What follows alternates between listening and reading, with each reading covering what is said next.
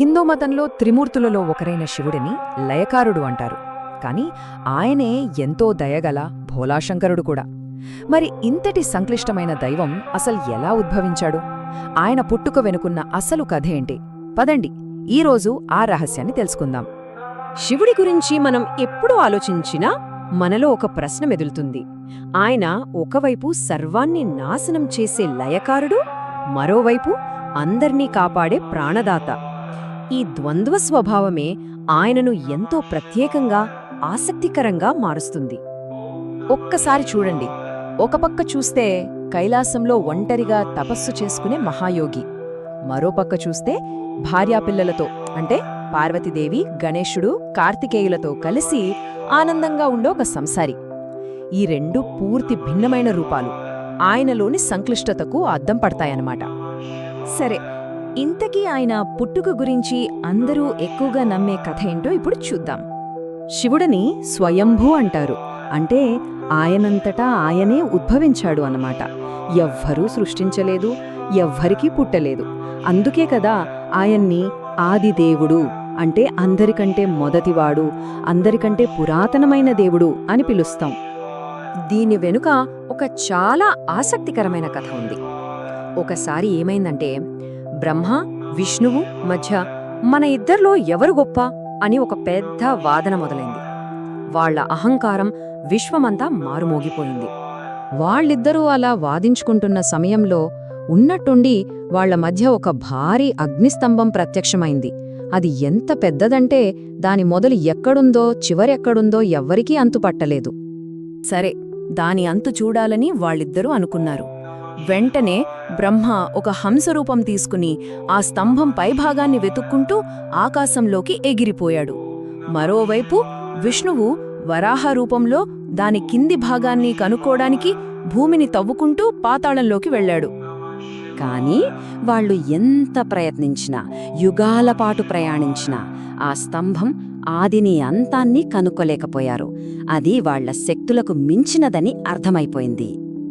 ఇక లాభం లేదని అలసిపోయి వాళ్లు తమ ఓటమిని ఒప్పుకున్నప్పుడు ఆ అగ్ని స్తంభం నుంచి సాక్షాత్తు శివుడు ప్రత్యక్షమయ్యాడు. అప్పుడు వాళ్లకు అర్థమైంది, ఈ విశ్వాన్ని మనకంటే గొప్ప శక్తి ఒకటి నడిపిస్తోందని. అంటే ఆ అంతులేని అగ్నిస్తంభం ఇంకెవ్వరకో కాదు, శివుడి అనంతమైన తత్వానికే ఒక ప్రతీకన్నమాట. ఆయనకు పుట్టుకలేదు, చావులేదు. ఆయన శాశ్వతుడు అని చెప్పడమే ఈ కథలోని అసలు సారాంశం. అయితే కథ ఇక్కడితో అయిపోలేదు.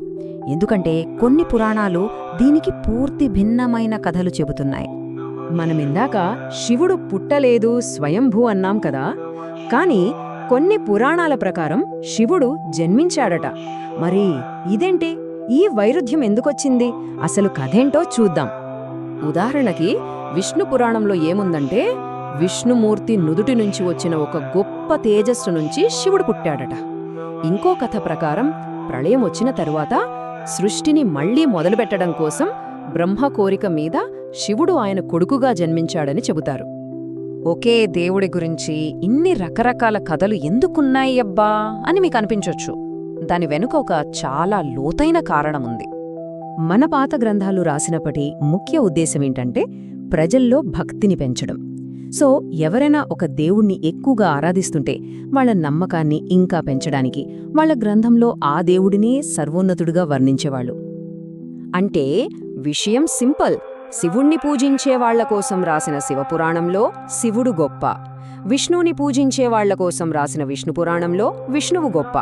ఇలా ఎవరికి వాళ్లు ఇష్టపడే దైవం ద్వారా ఆధ్యాత్మిక మార్గంలో నడవాలన్నదే అసలు లక్ష్యం. అంతిమంగా అందరినీ భగవంతుడికి దగ్గర చేయడమే దీని వెనుకున్న గొప్ప ఆలోచన.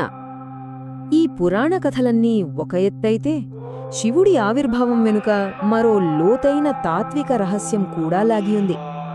వేదాంతం ఏం చెబుతుందంటే, శివ అనేది కేవలం ఒక దేవుడి పేరు మాత్రమే కాదు, అదొక అత్యున్నతమైన ఆధ్యాత్మిక స్థితి. చూడండి, మనిషి తనని తాను ఈ శరీరం, ఈ మనస్సు అనుకున్నంతకాలం జీవుడు. కాని ఎప్పుడైతే నేను ఈ శరీరాన్ని కాదు, నేను శాశ్వతమైన ఆత్మను అని తెలుసుకుంటాడో ఆ స్థితే శివుడు. ఈ ప్రయాణం ఎలా సాగుతుందంటే, మొదట ఓం నమ శివాయ అంటాం. అంటే శివుడికి నేను నమస్కరిస్తున్నాను అని భక్తితో మొదలుపెడతాం. సాధన చేస్తూ పోతే నేను వేరు, ఈ శరీరం వేరు అనే ఆత్మజ్ఞానం కలుగుతుంది. ఇక చివరి దశలో శివోహం అనే స్థితికి చేరుకుంటాం. అంటే నేనే శివుణ్ణి అనే గొప్ప అనుభూతిని పొందుతాం. ఈ ఆధ్యాత్మిక ప్రయాణానికి అంతిమ గమ్యం ఇదే, శివోహం. అంటే నేను శివుడిని, నా నిజ స్వరూపానికి, ఆ పరమాత్మ అయిన శివుడికి ఎలాంటి తేడా లేదు అనే అద్వైత స్థితిని పొందడం. కాబట్టి మనం అర్థం చేసుకోవాల్సింది ఏంటంటే, శివుడి పుట్టుక అనేది ఏదో ఒక సింగిల్ స్టోరీ కాదు. అది పురాణం, భక్తి, తత్వశాస్త్రం, ఈ మూడూ కలిసిన ఒక అద్భుతమైన భావనల ప్రపంచం. ఇది మనకు దేవుడి గురించి, నమ్మకం గురించి, అన్నింటికంటే ముఖ్యంగా మన గురించి మనకే తెలియజేస్తుంది. చివరిగా మిమ్మల్ని ఒక ప్రశ్న అడుగుతాను. ఒక దేవుడి ఆవిర్భావం అనేది ఎప్పుడో చరిత్రలో జరిగిపోయిన ఒక సంఘటన మాత్రమేనా? లేకపోతే మనలో ఉన్న దైవత్వాన్ని మనం తెలుసుకోవడానికి ఎప్పుడికీ ఉపయోగపడే ఒక తాళం చెవ? దీని గురించి కాస్త ఆలోచించండి. చూసినందుకు ధన్యవాదాలు. మా ఛానల్కు మద్దతు ఇవ్వటానికి దయచేసి లైక్ చేయండి, సబ్స్క్రైబ్ చేసుకోండి, ఇంకా మీ స్నేహితులతో కూడా పంచుకోండి.